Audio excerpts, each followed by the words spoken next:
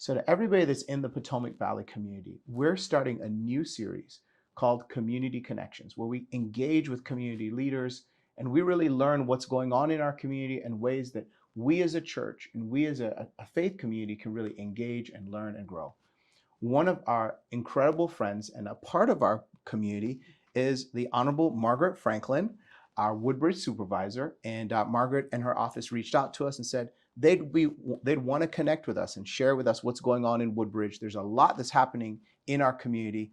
So Margaret, what an honor to be able to have this conversation on screen with you. Absolutely. We've had lots of other conversations off screen, so grateful that we get to do this. So tell us what's going on in Woodbridge and how can we help? Yeah, that's great. Well, first of all, thank you all for being able to facilitate this discussion. Mm-hmm. I'm always looking for ways to get in the community, Mm-hmm. share with community groups, congregations, Mm-hmm. the mosque, wherever we can go and Mm-hmm. let people know what we've been doing Yeah. in the community and what's going on legislatively. Mm-hmm. We want to make sure that all of our residents are up to speed on what their county government is doing. Right. So thank you for that. And we have a lot that's going on in the Woodbridge district, a lot of good things going on in the county generally, Mm-hmm. and would just love to kind of share what some of those things are. Sure. Yeah. Yeah. So we have, by God's grace, we have a campus in Fredericksburg. We just purchased a campus here in Dumfries, and we plan on actually having our first big services starting April 1st, 2022.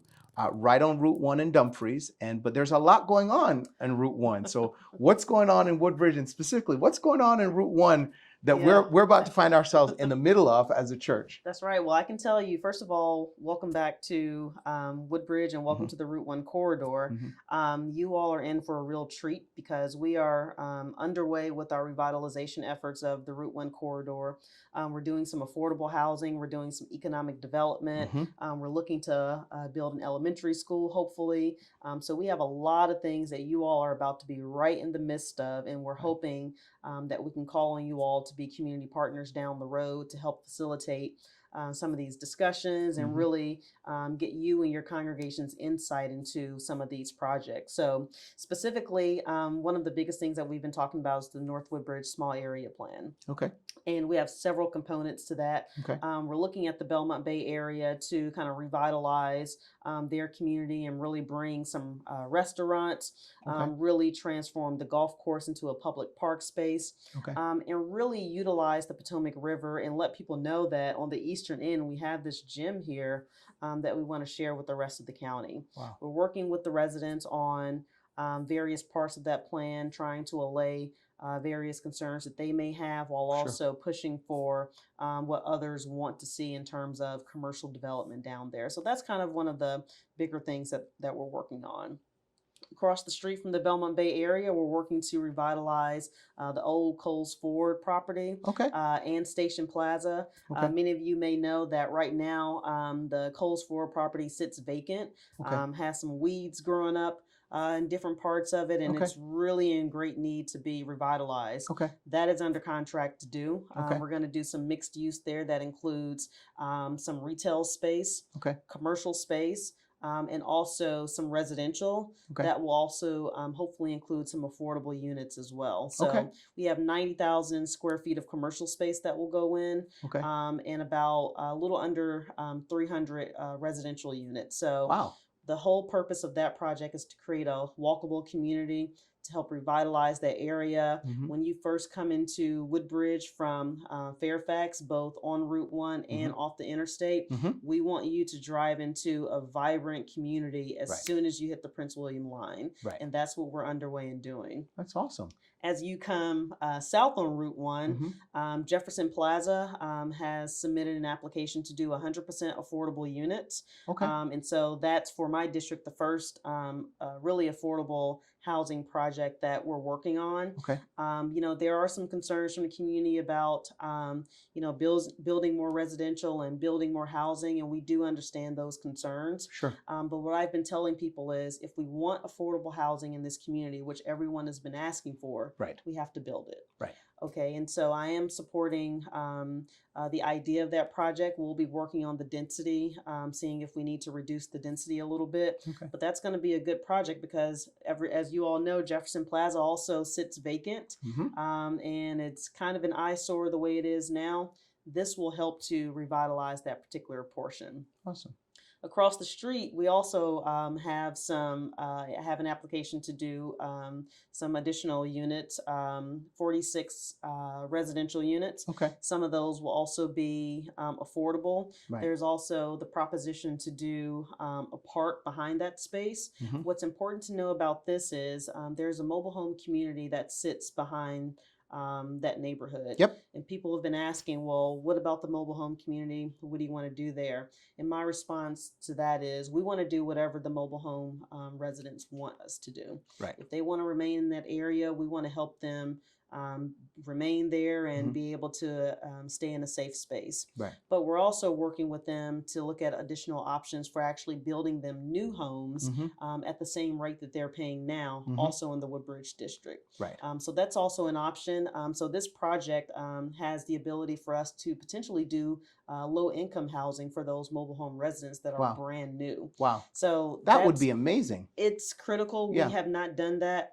here in the Woodbridge district. Right. And that mobile home community particularly has been in limbo for a couple of years with thinking they have to move and maybe they don't have to move. And so now we're finally in a place to give them the option of saying, if you want to move, great, we're going to help you and we're actually going to build you new housing Mm-hmm. if we're able to do so. Mm-hmm. And if you don't want to move, if you just love where you are and you and your neighbors prefer to stay, Mm-hmm. we're going to help you do that and help you make an even better community.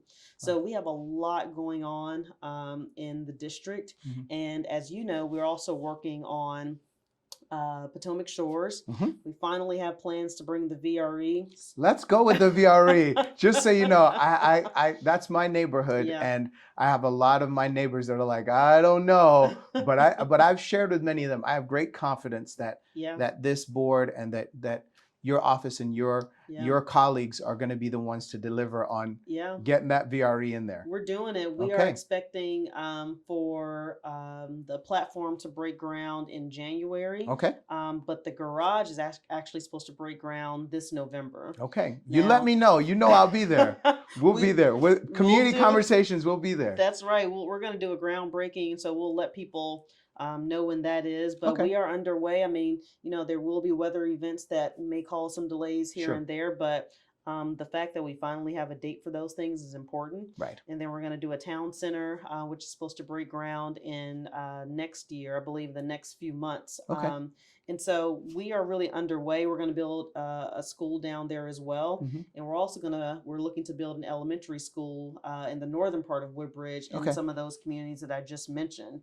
And so I know people have concerns about traffic and overcrowding of schools, and we're looking to mitigate that with building additional schools. Mhm. And then also we're finishing widening the Route 1 corridor. Right. We've also widened Which is the a first big deal portion. for us because It's a big deal. right now we have a 2-lane highway that's going Yep. that kind of loops around that goes by our property in Yeah. Dumfries. So my understanding is that's going to go from 2 lanes Yeah. to 6 lanes. That's right. That's Okay. right. And so I know the town of Dumfries has been working on that stretch of Route 1. Sure. We're in the process right now, as many people know, in widening from Mary's Way to Featherstone. Mm-hmm. And we've already completed from Annapolis Way to Mary's Way, Mm-hmm. that widening. So soon you'll be able to drive down the entire Route 1 corridor going into Quantico with hopefully no more traffic. So Sure. we are working hard to mitigate the concerns that residents have been having for years. And I think Sure. we're really on our way to doing that. So great things come to the Route 1 corridor. I just tell people to be patient Right. and really work with us to make sure that we can do affordable housing. We can build retail space that'll give people options for Sure. employment. Even the construction phases will give people options for employment. Right. So I just ask people to just pay attention and be patient with us. Yeah, that's so important. I mean, because us, as a church, our commitment is to, really live out our faith and ensure that we are really ushering in the kingdom of God on earth as in heaven. Yeah. And so in a very practical way, we have to be involved in what's going on in our Absolutely. community. And I think for a lot of us that are in the faith community, a lot of us here in Potomac Valley, we've kind of engaged from the sidelines. And over the past several years, we've really started getting much more into the weeds of what's going on. And so, last year, we're super grateful that the county, granted $3 million to the Alliance Mhm. of Greater Prince William, and we were one of the grantees, and Mhm. we're able to distribute $450,000, That's amazing. to folks. But a lot of the folks you're talking about that need affordable housing, Mhm. some of the folks that are in low income housing situations, Mhm. we got to see firsthand and upfront what's really going on. Yeah. And so the things you're talking about, we have faces and names to that. Mhm. And a lot of the people you're talking about are people that come to our church and Mhm. other churches and other faith communities Mhm. as well, looking for help. And so it's really encouraging to see that there are practical steps Yeah. that the community can really see, and that your office and your colleagues who are on the board are really taking Right. to address affordable housing, Mhm. to address really dealing with these buildings that have just kind of been abandoned for a Yep. while, them being transformed into Mhm. really beacons of hope Mhm. as people come into Prince William County. And Yeah. so we're excited about how we can work on the ground Yeah. in practical ways with Yeah. you. That'll be great because we're going to have public hearings on Okay. all of these projects, and we'll Okay. be sure to let the Potomac Valley community know when those are held because we do want people to support. But of course, we know that there are concerns that we'll have to address as Absolutely. well. So we also want to hear what You those know are. Potomac Valley. We got people on every side of an issue. That's right. So That's you're right. so that's But good. we're always willing to work with anyone and Sure. address whatever those concerns may be. Yeah.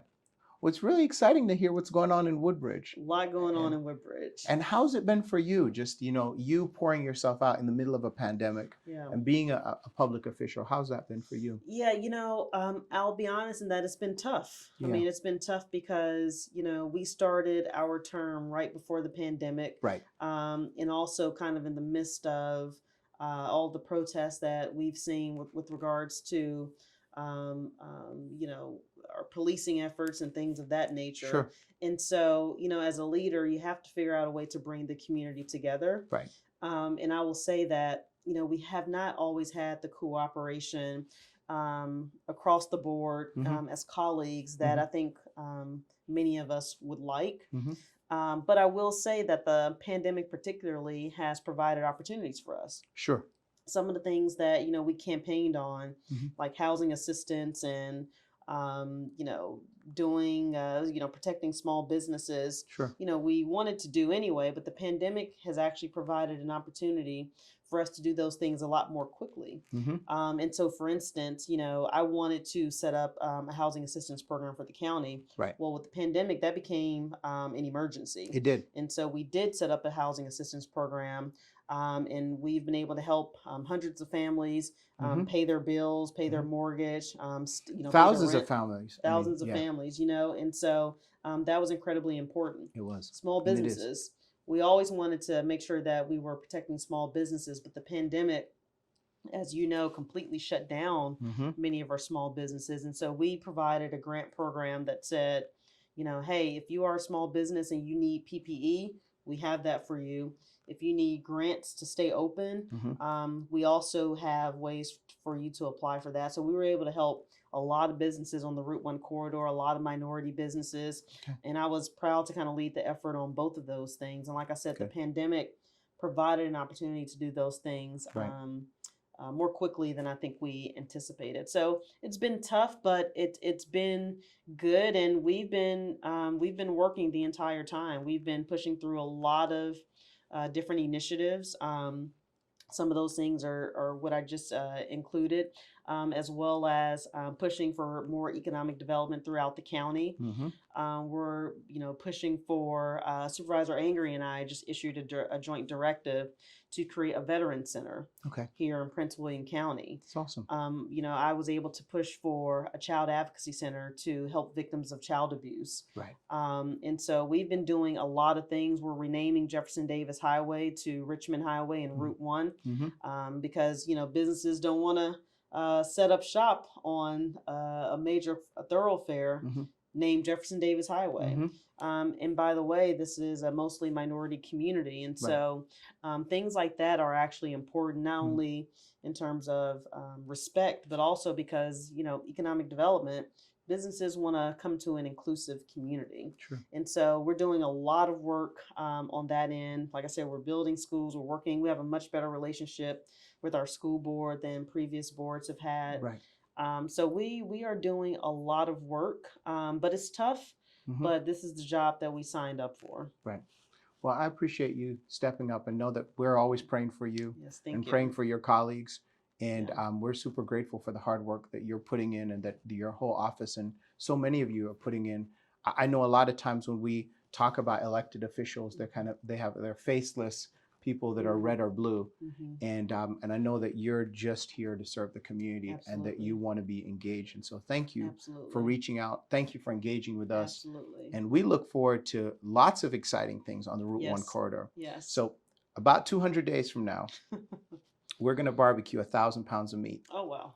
right off Richmond Highway, Let's do it. um, at the Potomac Valley Prince William campus. Mhm. So I want to be the first to invite you to come to the great banquet of 2022 by faith, April 17th, 2022. Knock on wood, Yeah. that we'll be able to barbecue 1,000 pounds of meat, invite the Mhm. whole community to Mhm. be able to come. And we'd love for you and those that are in your office to come. That's great. You can absolutely count me in on that. Okay. Count me in on whatever sponsorships you may need, Okay. and but don't count me in to cook any barbecue. Okay. I'm We not just sure we that got we got a whole squad of people to cook. So if you come ready to eat and ready to serve, we're good to go. That's perfect. I would love to, and I just want to thank you all for what you've been doing. Amen. We've talked about the great banquet before and had to postpone because Right. of the pandemic, but there are so many people that need that type of support. So I'm Mhm. excited to finally be part of it. Awesome. Well, thank you Yeah, so much for being a part of this conversation, of giving course. us an update. We look forward to more updates on how things Absolutely. roll out. And we're looking forward to that VRE, just so you Yes, it's know. coming. It is So coming. that way our friends from DC, they can take the VRE That's down right. and they can come straight to church That's right. and be at church in 20 minutes. That's right. So that would be pretty cool. Looking forward to it. Awesome. Thanks so much. Thank you. Sure thing. All right. So this has been our first episode of Community Conversations. We have many more that will be coming on as we get to know what's going on in the community and we get ready to go from one campus to two campuses and really seeking to gather, serve, and multiply in the Potomac Valley community. Thanks so much.